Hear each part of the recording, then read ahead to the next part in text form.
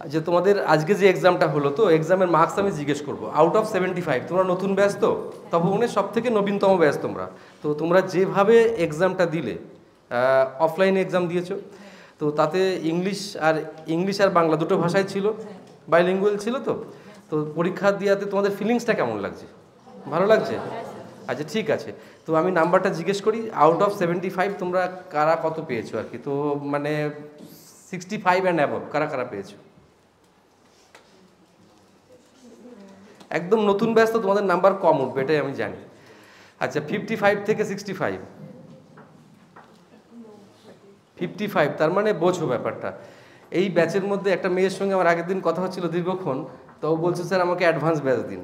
ঠিক আছে, তাই আমি বললাম বাবু তুমি অ্যাডভান্স ব্যাচ চেয়েও না। বলছে স্যার আমি 4-5 বছর ধরে প্রিপারেশন করছি, রয়েছে ব্যাচের মধ্যে, মেয়েটা শুনছে আমার কথা।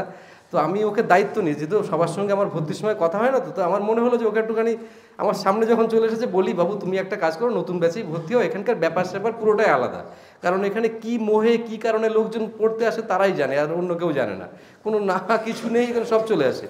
তো ও বুঝতে পারছে যেহেতু 70 মানে 20 নম্বরের গ্যাপে আছে, তার মানে ওর প্রিপারেশন কোথায় তলানিতে আছে ও নিজেও বুঝতে পারছে। এতে লজ্জার কিছু নেই। আমি শুধু নিজেকে দেখার জায়গাটা বড়, আসলে আমাদের দেখার জায়গাটা নেই যে আমরা কোথায় দাঁড়িয়ে আছি। বুঝতে পেরেছো? এইটাই হচ্ছে সব থেকে বড় ব্যাপার। একটা কথা বলি না যে তাপমাত্রা যদি আমাদের শরীরে গ্রো করে, তাহলে আমাদের টেম্পারেচার দিলেই, মানে এই থার্মোমিটার দিলেই বুঝতে পারি যে আমার শরীরে এত তাপমাত্রা আছে। কিন্তু তুমি কীরকম পারো তোমার বোঝার ক্ষমতা আমার কেন, আমার ঠাকুরদারও নেই। একমাত্র পথ হচ্ছে এক্সাম দিয়ে, তো এরকম সিস্টেমেটিক উপায় এক্সাম দিয়ে। এখানে বহু লোক বসে আছে, মিনি ইন্ডিয়ার মতন কেস আর কি, বিভিন্ন রকমের স্টাফ সিলেকশন কমিশনের স্টুডেন্ট বসে আছে এখানে, রেল ওরিয়েন্টেড রেল অ্যাসপিরেন্ট বসে আছে এখানে, পিএসসি অ্যাসপিরেন্ট বসে আছে তো বিভিন্ন রকমের। যাকে ওসব কথা বলছি না, আমি নাম্বারটা পরে জিজ্ঞেস করবো, আগে কিছু কথা বলে নিই। কেন আমরা এই যে পারফরমেন্স এরকম খারাপ কেন, নিজেদের মধ্যে তো হম্বিতম্বি চিন্তাভাবনাটা পুরোপুরি একদম মিশিয়ে দাও তোমরা। দিয়ে কি করতে হবে, কয়েকটা পথ, কয়েকটা রুলস তোমাদের বলি নাম্বার বেশি করার জন্য। দেখো, বেশি নাম্বার চাইলেই করা যায় না। তুমি চাইলেই দিনকে দিন রাতকে রাত বিরাট উন্নতি করতে পারবে না, জাস্ট ইম্পসিবল। এই কথাটা তুমি মানো না মানো, এটা আমার প্রাণের কথা, আমার এতদিনকার এক্সপিরিয়েন্সের কথা। তাই আমি তোমাদেরকে শিওরলি বলছি, যদি নিজেকে উন্নত করতে পারো, উন্নতর একটাই পথ আছে। মনে করো তুমি দোতলা বিল্ডিং উঠবে, তুমি কি একবারে দোতলায় উঠতে পারবে? পা দিয়ে একটা পা দিয়ে, সেই তাহলে দৈত্য আকার পা হতে হবে, গিয়ে একদম টপ লেভেলে চলে গেলে, মানে সেটা না ইমাজিনারি, তুমি কল্পনা করতে পারো, সম্ভব না। ঠিক তুমি হয়তো ভাবছো আজকে যে তুমি যে নাম্বারটা পেয়েছো সেই নাম্বার থেকে কোনো কারণে হঠাৎ করে তুমি ওরকম মানে একদম ফুড প্লেট থেকে তুমি দোতলায় উঠে যাবে একবারে, এটা জাস্ট ইম্পসিবল। তাই ওই সিঁড়ি যেরকম ধাপ ধাপগুলো আছে না, ঠিক ধাপ ধাপ করে উঠতে হবে।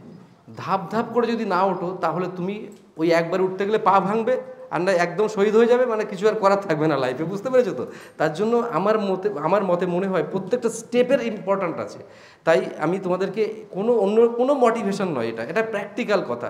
জীবনে যদি পারফর্ম করতে হয়, আমি তোমাদের একটা কথা, একটা স্লোগান দিই না মাঝে মাঝে, যে বুঝতে হবে একবার আর রিভিশন করতে হবে বারবার। তাই জীবনে কিছু জিনিস তোমাকে একবার চরমতমভাবে উপলব্ধি করতে হবে যে আমার জায়গাটা, আমি কোন পজিশনে আছি। আমার পজিশনটা, এটা কিন্তু নিজেকে অনেক বড় করে ভাবছি, নিজেকে বড় করে মেলে ধরছি, এটা কিন্তু ঠিক নয়। জাস্ট এই পয়েন্ট আউট করা আজকে। তুমি যে নাম্বার পেয়েছো, নাম্বারে আমার কোনো অসুবিধা নেই। এখানে মাইনাসে নাম্বার পাওয়া স্টুডেন্টরা আজকে চাকরি করছে। অনেকে আমাকে কি করেছে বলতো, মানে জাস্টিফাই করে বলেছে যে স্যার আপনি ঠিক জানেন না, আপনি ভুল জানেন। কোন জায়গাটা ভুল জানি স্যার? আমি অনেককে বলেছি তুই চাকরি পাবি না, কিন্তু সে চাকরি পেয়ে এসে দেখিয়েছে সে চাকরি পেয়েছে এখানেই পড়ে। তাহলে আমি এরকম ভুল হতে চাই যে আমার জীবনে এরকম ভুল আরও আসুক। আমি কি বলছি বুঝতে পারছো তো? আমার জীবনে এরকম ভুল আসুক, আরও আসুক, অনেক আসুক আমার জীবনে এরকম ভুল। কারণ আমি মানে এরকম ভুল হোক যে আমি যাকে বলছি তুই চাকরি পাবি না, সে চাকরি পেয়ে দেখাচ্ছে, কারণ সে মাইনাসে নাম্বার পেয়েছে এখানে, তাও চাকরি পেয়েছে। তার মানে তার মতাদর্শগত চিন্তাভাবনা সে চেঞ্জ করে ফেলেছে। কীরকম? সে ধীরে ধীরে নিজেকে উন্নত করার চেষ্টা করেছে। এই যে ধীরে ধীরে যে উন্নত করে, সে কোনোদিন স্লিপ কেটে পড়ে না, সে স্লিপই হয় না। যেরকম পাহাড়ে ওঠার গল্প আমি করি না, পাহাড়ে ওঠে এরকম এরকম করে পাহাড়ে ওঠে, তো কিন্তু কেউ পাহাড়ে এরকম উঠতে পারে, কিন্তু সে যদি একবার পড়ে তাহলে নিচে পড়ে শহীদ হয়ে যাবে, সে কিন্তু আর মানে বেঁচে ফিরতে পারবে না।